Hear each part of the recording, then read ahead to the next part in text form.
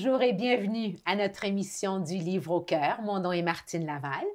Et aujourd'hui, dans cette belle émission où nous rencontrons nos auteurs et autrices des Laurentides, nous allons aller sur un terrain vierge.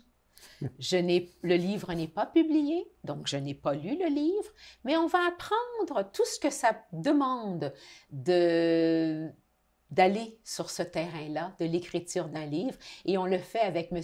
Amiot Bachand. Bonjour, M. Bachand. Bonjour, Martine. Comme d'entrée de jeu, chose que je ne fais pas d'habitude, je lis les auteurs et les autrices que j'invite, je sais de quoi je parle, etc. Et là, c'est le néant. Mais j'ai trouvé que l'exercice était intéressant étant donné que nous sommes l'association des auteurs et autrices des Laurentides, d'emmener les gens sur un terrain inconnu où on se pose beaucoup de questions. On a des idées, on édite, on fait comme ci, on fait comme ça, d'où ça vient, c'est quoi le déclencheur, comment est-ce qu'on fait, qu'est-ce que ça prend, qu'est-ce que ça demande, etc. C'est là que je vous emmène. Êtes-vous d'accord? D'accord. On y va ensemble? Oui. Très bien. Alors, Amiot, d'abord, vous êtes, dans votre biographie, vous étiez un amateur de BD dès l'enfance, les Tintins, les Spirou. À l'adolescence, c'était les collections Marabout Junior et Signes de piste. Donc là, c'est plus l'aventure. Et puis, les romans policiers, comme c'est souvent le cas quand on veut décrocher puis s'en aller vraiment ailleurs. Vous avez fait des études en lettres et tout à coup, vous découvrez votre passion de l'automobile. Elle devait sûrement déjà être là, mais vous en faites quelque chose. Parlez-moi de cette passion de l'automobile et ce que vous en avez fabriqué dans votre vie. Eh bien, elle a commencé, en effet, à la petite enfance. Okay. J'adore les automobiles. Ma mère adorait les voitures. Mon père aussi, mais ma mère les conduisait d'une façon admirable. Ah oui? Ah, oui. Mon Dieu! C'était la pilote de la famille. OK! Et j'ai pris le goût de conduire. Dans ma vingtaine, j'avais des amis. On a commencé à faire du rallye. Puis, peu à peu, avec l'expérience, j'ai pu me permettre éventuellement de m'acheter une voiture de course. OK. Une vraie, alors? Une vraie. C'était une MG Midget pour les gens qui connaissent les vieilles voitures. Une petite MG Midget que j'ai achetée en 2006 et j'ai fait 10 ans de course avec cette voiture-là à travers l'Amérique du Nord. Ah, sur les circuits automobiles, là? Oui. À grande vitesse? Oui, ben la voiture a des limites, celle-là, mais c'était une 1000 cc, mais il n'empêche que je me débrouillais très bien. J'ai aussi fait des rallyes, 2 grands rallyes à Terre-Neuve, avec des voitures de Kia Canada. Ça, j'ai adoré. 5 jours intensifs, avec un ami qui était mon copilote. Puis quand on était jeune, c'est moi qui étais son copilote. On a inversé les rôles. OK. J'adore les autos. Et au-delà de la pratique, vous avez écrit aussi. Oui, oui, en effet, j'ai été journaliste automobile pendant 9 ans. J'ai débuté un peu avec Jacques Duval, mais ensuite, je me suis joint à l'équipe de Michel Crépeau et à l'équipe de l'Annuel de l'automobile, qui est publié depuis 2004 à tous les ans. Alors, j'ai travaillé avec eux 5 ans. Ensuite, je me suis joint à l'équipe de auto123.com. OK.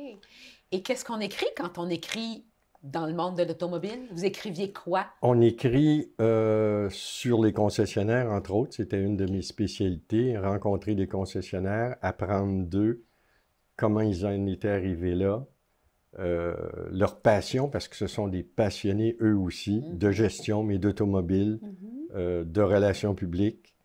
Ensuite, au niveau des essais automobiles, j'ai essayé de toutes les marques. De la petite Kia à la Ferrari, j'ai eu le plaisir de goûter à ça. Donc, quand on fait l'essai d'une voiture, il faut se mettre dans la peau de celui qui l'achète, qui la conduit. Alors, si c'est une petite voiture économique, il faut se mettre dans la tête de celui qui l'achète. Il ne faut pas penser être un pilote de Ferrari quand on conduit une Honda Civic.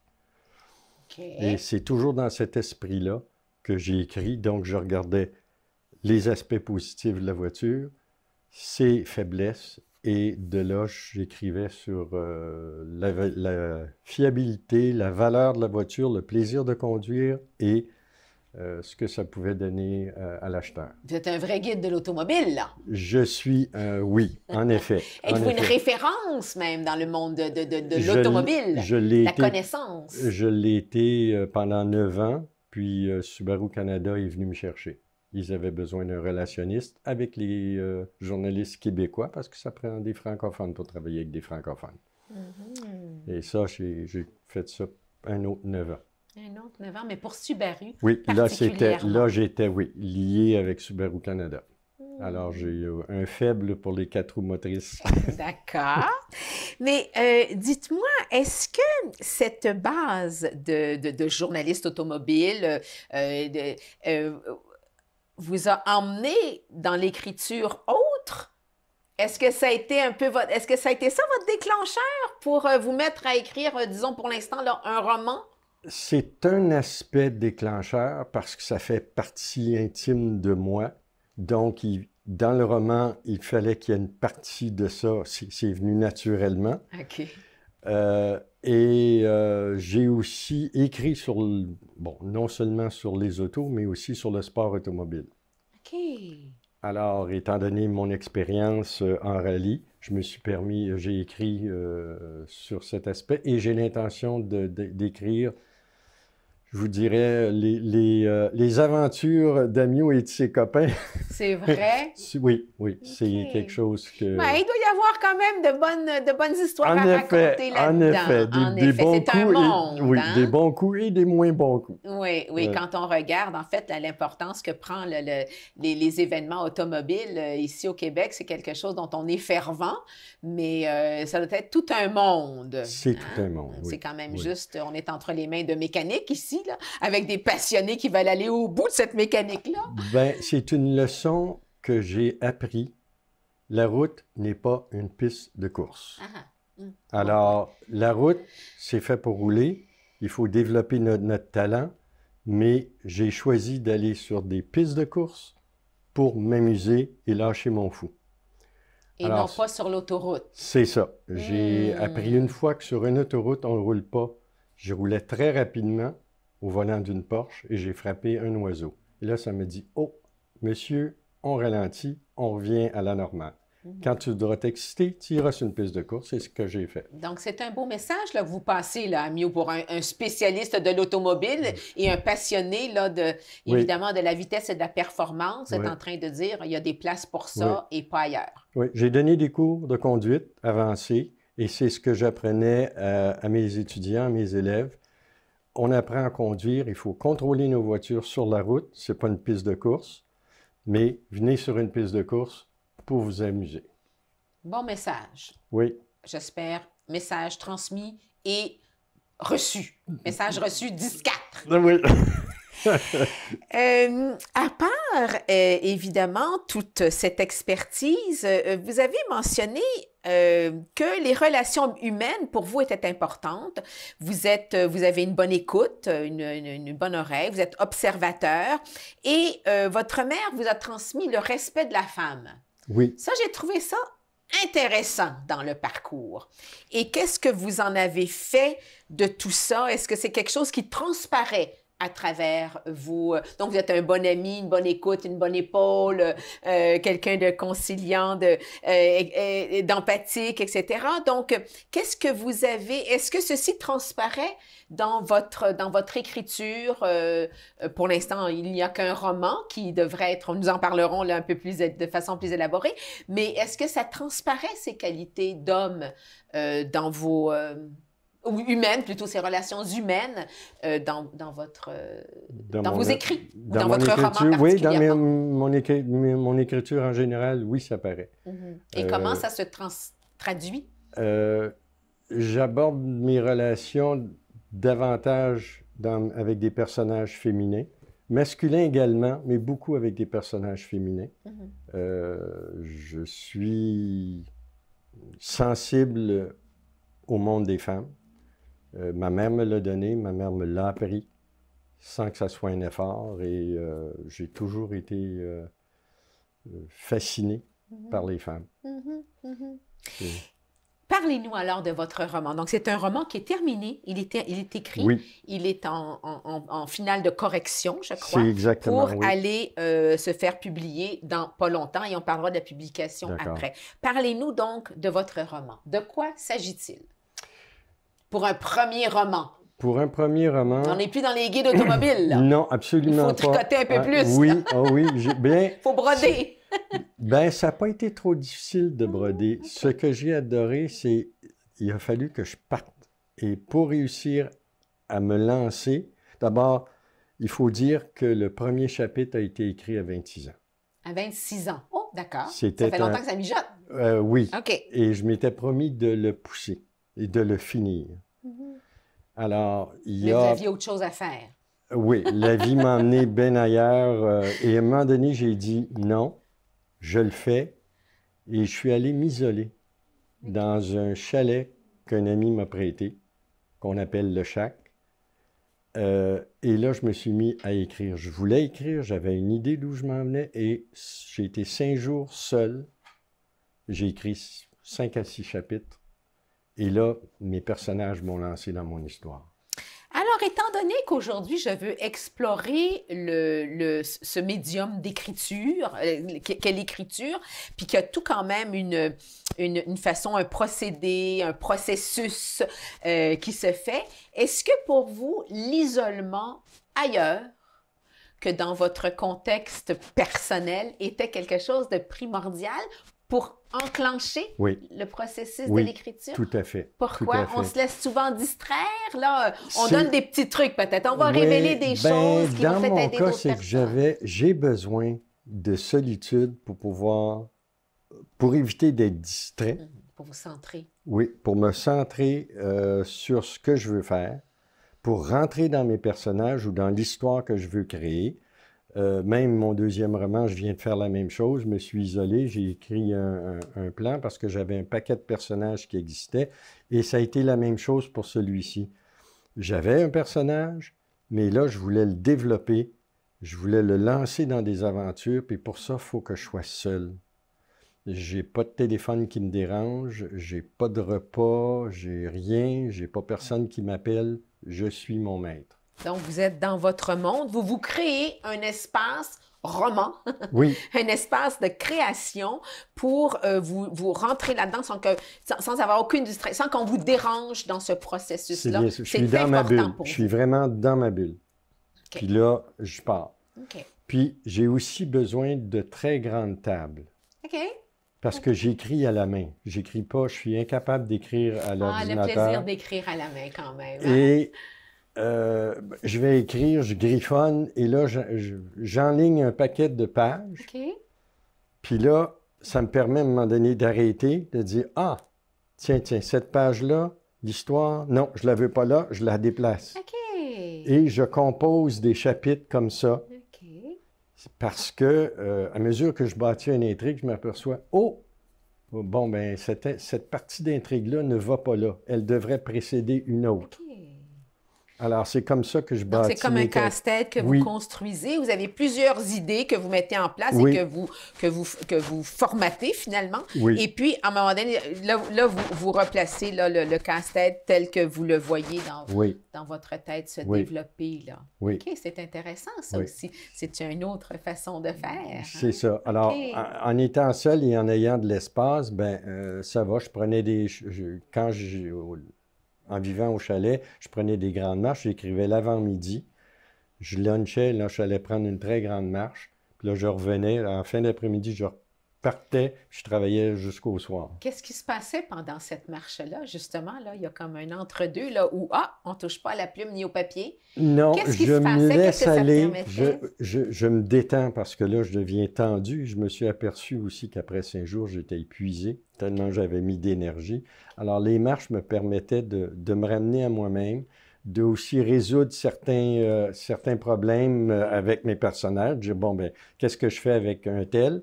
Puis, me laisser aussi imprégner par l'environnement dans lequel j'étais. C'était dans le bois, les lacs. Alors, je marchais, je revenais, j'étais détendu, puis je pouvais repartir. Ça, vous vous retrouvez à ce moment-là, vous, face à vous, Mais, et là, ben, je suis toujours sur le terrain, Oui, oui. on explore le processus de l'écriture sur lequel vous nous emmenez, puis vous partagez vraiment bien.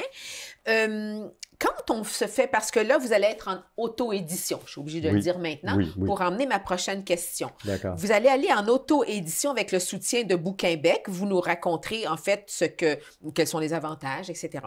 Mais je sais qu'il y a un avantage quand on publie chez un éditeur ou une éditrice, dans une maison d'édition, D'accord, oui. c'est qu'on a quelqu'un qui nous dirige dans notre écriture, une directrice de publication, qui nous dit, ah ben oui, ben ça peut-être, ben tu vois, moi j'aurais vu ça comme ça. Enfin, je crois qu'il y a quelqu'un qui nous guide. Là, vos promenades vous ont guidé, en fait, c'est ce que j'ai compris, que ce n'est pas une personne comme telle qui lit puis qui vous dit, ah ben tu vois, moi je verrais ça plutôt ça ici, ou qu'est-ce que tu penses de si, ça.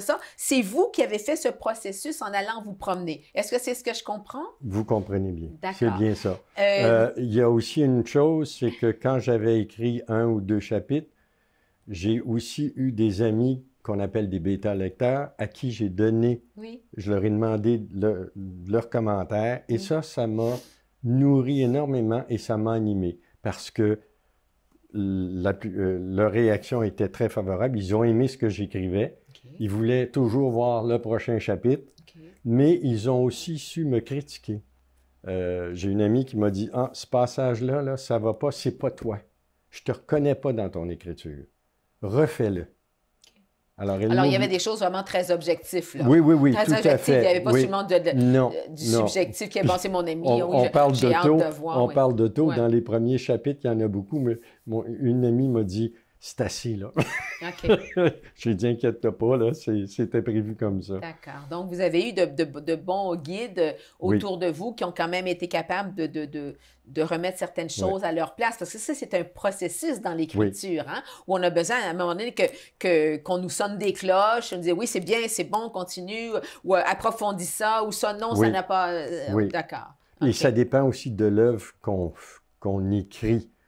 Ce roman-ci, c'est un jeune de 16 ans. L'histoire, c'est Jacques qui quitte Montréal à 16 ans. Il vient de terminer son secondaire. Et ça a influencé mon écriture. Le langage utilisé, c'est celui d'un ado de 16 ans. C'est pas un adulte qui a du métier, là. Alors, mon langage est familier sans être du joual. D'un 16 ans actuel ou d'un 16 ans d'un cours classique des années 60? Bien, du secondaire des années 60. Ah, quand même. Ben, c'est quand même une belle... Oui.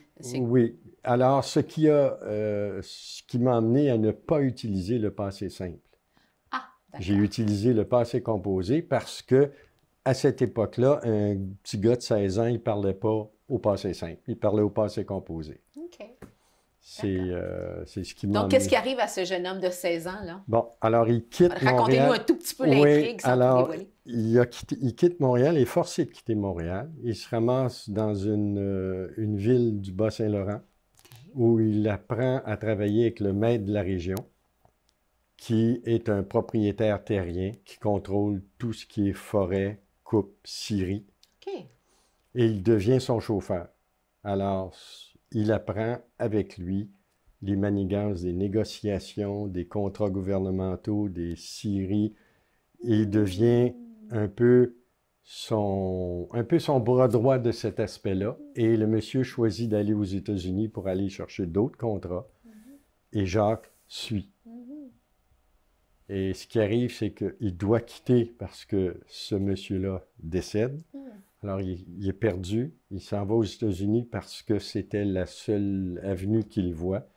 Il va se lier avec une grande dame, Madame Huxley, qui, elle, est femme d'affaires, mène d'autres dossiers. Elle est à New Bedford, au Massachusetts, travaille à New York, travaille un peu partout.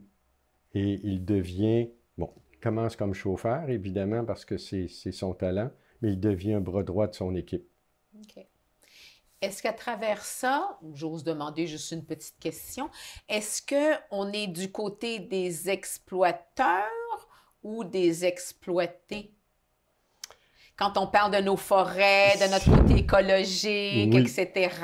On voit les deux côtés. OK. Je dirais que quand on parle des forêts, c'est des exploitants. Et le personnage de M. Guénette n'abuse pas toutefois de ses employés, mais il prend tous les moyens pour avoir accès à la foresterie. OK. Est-ce qu'on apprend à travers ça, il va falloir que je le lise pour vraiment savoir, mais est-ce qu'on apprend à travers ça les bonnes pratiques, les mauvaises pratiques, ce qui devrait peut-être se faire? Est-ce qu'on va sortir de leur révolté? Ou non, est-ce que... non, c'est plutôt une quête que Jacques fait de la vie. Okay. Il apprend... Dans un certain milieu. Oui. D'accord. C'est ça. Et quand il rencontre Mme Oxley, ça va être le même processus. Alors, ce que vit Jacques à travers sa grande aventure, c'est la survie. Okay. Il apprend à vivre et il y a souvent des échecs, des pertes, pas nécessairement dues à lui, mais c'est la vie qui l'amène à avoir des pertes. D'accord. D'accord. Alors, on n'en y redira pas plus, là, comme c'est là. Donc, quand est-ce que ce livre-là, d'abord, là, on est rendu au processus, donc, de correction finale. Oui. Bon, ça aussi, c'est un point que je vais emmener, parce que quand on va en auto-édition, on fait parfois corriger un peu, bon, à droite et à gauche, sans assez de rigueur. Oui. Et malheureusement, un point... je vais y aller, négatif de l'auto-édition que je trouve personnellement lorsque je lis des livres publiés de cette façon-là, c'est malheureusement le grand nombre de fautes et d'erreurs. Et je dois vous dire que vous n'avez pas tort. Oui. J'ai utilisé une réviseur professionnelle pour revoir tout mon texte. Oui. Et là, on est en processus de révision de l'épreuve et je relis attentivement. J'ai ma conjointe qui relit et on voit encore des erreurs. Oui. Alors là, c'est une lecture très attentive qui fait que je repousse la publication. Elle va avoir lieu en février. Parce que vous tenez à ce que ce soit le mieux corrigé possible. Oui. Ce qui n'est pas le souci, malheureusement, de certains auteurs, autrices qui s'en vont en auto-édition. Et ça, je trouve ça déplorable parce que j'ai lu vraiment de très bons livres. Oui. Mais bon, qu'est-ce que vous voulez? Des formations professionnelles, j'ai toujours un petit crayon dans les mains. Oui. Et puis, elles me sautent en pleine figure. Je ne les cherche pas, mais elles me sautent en pleine figure. Alors, si je me mettais à chercher comme une vraie correctrice, peut-être que j'en trouverais d'autres, mais bon, automatiquement. Et quand on retrouve, bon, c'est sûr qu'on retrouve des fois une petite faute de 2, 3, bon, ça peut arriver, une coquille, bon, ça peut arriver. Mais quand on a une vingtaine, 20, 25 fautes, etc., dans le premier tome, le deuxième tome, on se dit quelque part, c'est dommage. Parce que ça enlève au livre et justement d'aller à travers une maison d'édition peut apporter cet aspect qui est quand même cet appui-là, je l'ai eu de Bouquin-Bec. OK. Bouquin-Bec offre ça. Oui, il fait l'auto-édition, mais avec révision et guide. Il nous offre ces services-là et je les ai acceptés. J'étais très heureux parce que j'ai besoin de quelqu'un pour relire mon texte parce que j'ai réalisé que quand je pars avec tous mes personnages, puis que je me relis, je suis incapable de voir les fautes parce que je suis encore dans mon histoire. Parce que vous êtes dans votre histoire, c'est ça. Alors, j'en vois des fautes. Il y a des tournures. D'ailleurs, ma relectrice, ma réviseur m'a suggéré d'autres révisions, d'autres formulations parce que elle dit, il y a des endroits, c'est 3 fois le mot devoir. Là. Elle a dit, non, ça va pas. Là. Tu vas changer ça. Oui, d'accord. Voilà, c'est ça qui est important. Mais je suis contente de vous l'entendre dire parce que ce que je veux faire justement avec cette émission particulière où le livre n'est pas publié, rien, c'est justement d'inciter peut-être en cette nouvelle saison, d'inciter les gens à comprendre la différence entre s'auto-éditer et être édité par une maison d'édition où on dit, bon, bien des choses d'un côté, bien des choses de l'autre, mais qu'on puisse voir les bons et les moins bons côtés de l'une comme de l'autre, peut-être. J'aurais peut-être été intéressé à aller dans une maison d'édition, mais en ce moment, avec celui-ci, je veux l'avoir dans mes mains. Oui, d'accord. Et Bouquin-Bec m'a offert de m'appuyer et de me suivre et de me donner les outils pour y arriver. Et c'est ce que j'ai accepté de faire parce que c'est nouveau pour moi. C'est le premier roman que je publie. J'ai une série de nouvelles que je veux regrouper ensemble. Une nouvelle, c'est plus facile à revoir. Mais là, j'ai 325 pages. C'est ça, c'est plus court aussi, la Oui, vitesse, c'est c'est court, ça. ça change d'idée, oui, etc. C'est ça. Là, j'ai un roman de 325 pages, c'est beaucoup. Oui, Et- absolument, absolument. Et vous avez également une pièce de théâtre sur la planche de travail Oui, qui parle d'un sujet que j'ai trouvé très intéressant, le fait que l'homme parfois n'ose pas répondre à sa femme, n'ose pas se prendre. D'ailleurs, ça s'appelle le silencieux. oui. Donc, qui reçoit de sa femme, je ne sais pas, les reproches ou pas nécessairement, mais enfin, mais qui n'affronte et ne confronte pas. C'est ça Oui, que je comprends. oui, ça sera soit une pièce de théâtre, soit une nouvelle. Ça brasse. OK. Mais le sujet, j'ai déjà une trentaine de pages d'écrit. Et pourquoi ce sujet-là particulièrement? C'est un très bon sujet, hein, C'est un remarquez sujet bien. qui me C'est touche, important. j'ai pas peur de l'avouer, ça me touche personnellement. D'accord. D'accord? Parce Ça vous que travaille, ouais. j'ai appris dans ma jeunesse, ma mère était une silencieuse, donc mon modèle a été ma mère. Mhm. Et mon père était très fort, c'est un homme très autoritaire. Et ma sœur et mon frère ont tenté de s'opposer à lui. Puis moi, comme j'étais le dernier, j'ai vu que ça ne marchait pas. Alors le silence, les négociations, c'est venu de cette vie-là. Mais là, vous parlez d'une situation où c'était votre papa qui rendait votre maman silencieuse. Là, c'est le contraire. C'est intéressant quand même.